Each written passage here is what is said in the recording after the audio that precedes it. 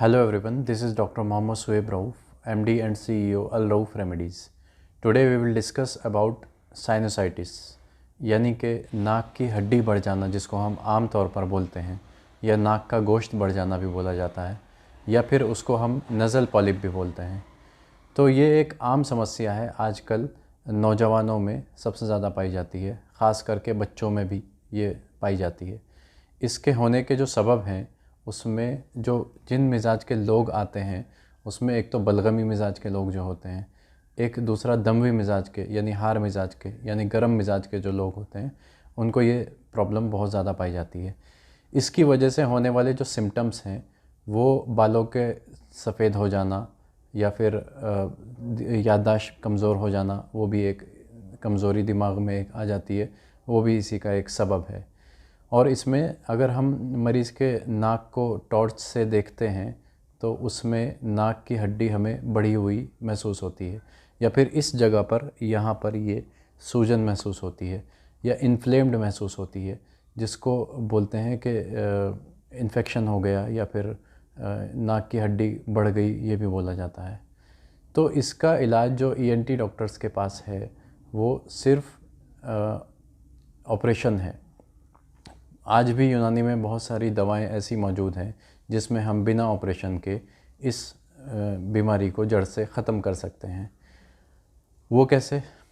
तो सबसे पहले जैसे कि मैंने बताया कि बलगमी अमराज इसमें या दमवी मिजाज इसमें मुलविस होता है, तो मरीज़ के मिजाज को कंट्रोल करके हम उस बीमारी को जड़ से ख़त्म कर सकते हैं। इसमें हमें यूनानी दवाओं की ज़रूरत होती है, कुछ ग़िज़ाओं की ज़रूरत होती है, और इसके अलावा कुछ कॉन्ट्रा इंडिकेशंस की भी ज़रूरत होती है, यानी कुछ एहतियाती तदाबीर इख्तियार करने की भी ज़रूरत होती है। जैसे कि अगर मरीज़ डायरेक्ट पंखे के नीचे लेटता है तो उसको वहाँ से थोड़ा सा साइड में कर दो या पंखा कम कर दो। बेहतर है कि पंखे के नीचे बिल्कुल ना लेटे। उन्हीं बच्चों को सबसे ज़्यादा ये प्रॉब्लम आती है। या बच्चा बहुत ज़्यादा आइसक्रीम खाता है या बच्चा बहुत ज़्यादा ठंडा पानी पीता है, तो उसकी वजह से भी नज़ल पॉलिप की शिकायत हो सकती है। इसकी वजह से आँखों पे भी फ़र्क पड़ता है, आँखों की भी कमज़ोरी हो जाती है, आँखें भी कमज़ोर हो जाती हैं। बच्चों को जल्दी कम उम्र में चश्मा लगने के भी चांसेस रहते हैं। इसी तरीके से अगर हम इसके उसूल इलाज की बात करें तो जैसे मैंने बताया कि मिजाज को कंट्रोल किया जाए, सबसे पहले पंखे को बंद किया जाए, सर्द ग़िज़ाओं को रोका जाए, खट्टी चीज़ों को रोका जाए।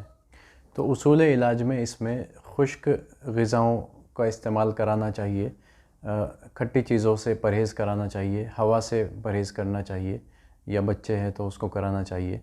इस बीमारी की वजह से आँख पर और कानों पर भी असर पड़ता है। कानों की जो मेम्ब्रेन होती है तो उसमें एक बजने वाला साउंड जो है वो क्रिएट हो जाता है, कानों पर भी बहरहाल इसका फ़र्क पड़ता है।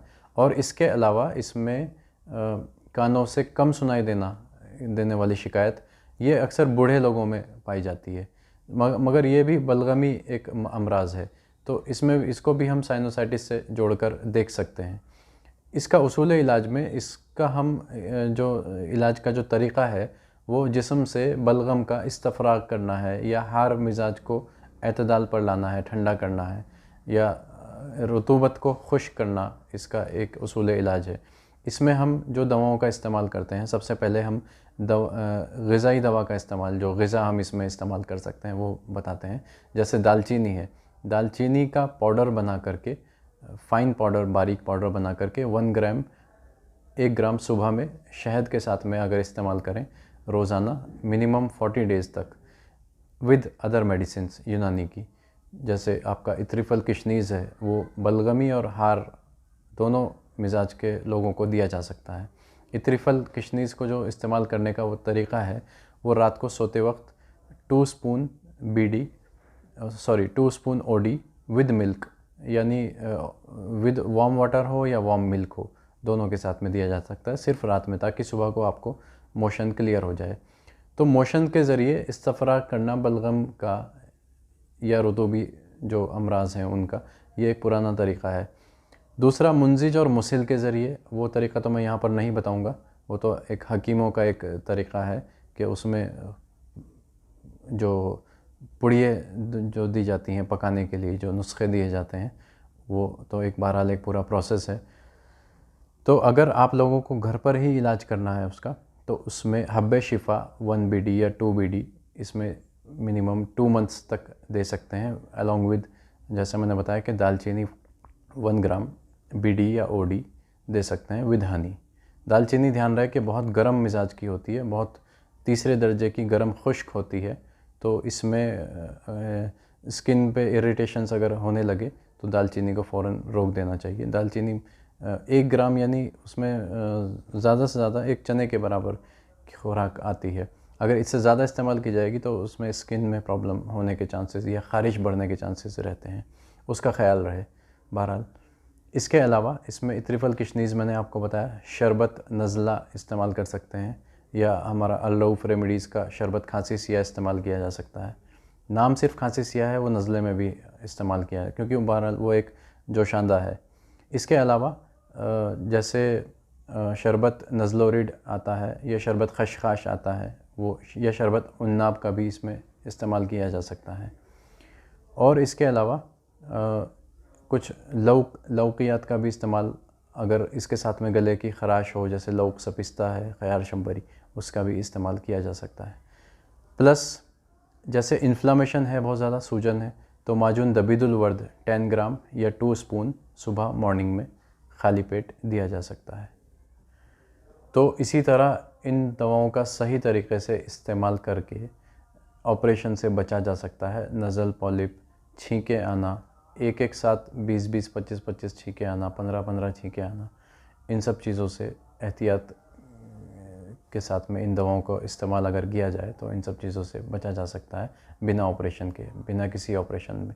आज भी यूनानी में ऐसी दवाएं मौजूद हैं कि हम उनको मजबूर होना पड़ता है हमें। एक ENT डॉक्टर जो हैं वो उनके पास तो ऑपरेशन के अलावा कोई चांस ही नहीं होता है, मगर यूनानी में आज भी इस तरह की दवाएं हैं जो इस तरह के साइनोसाइटिस जैसे अमराज को जड़ से ख़त्म करने के लिए 100% कारगर है।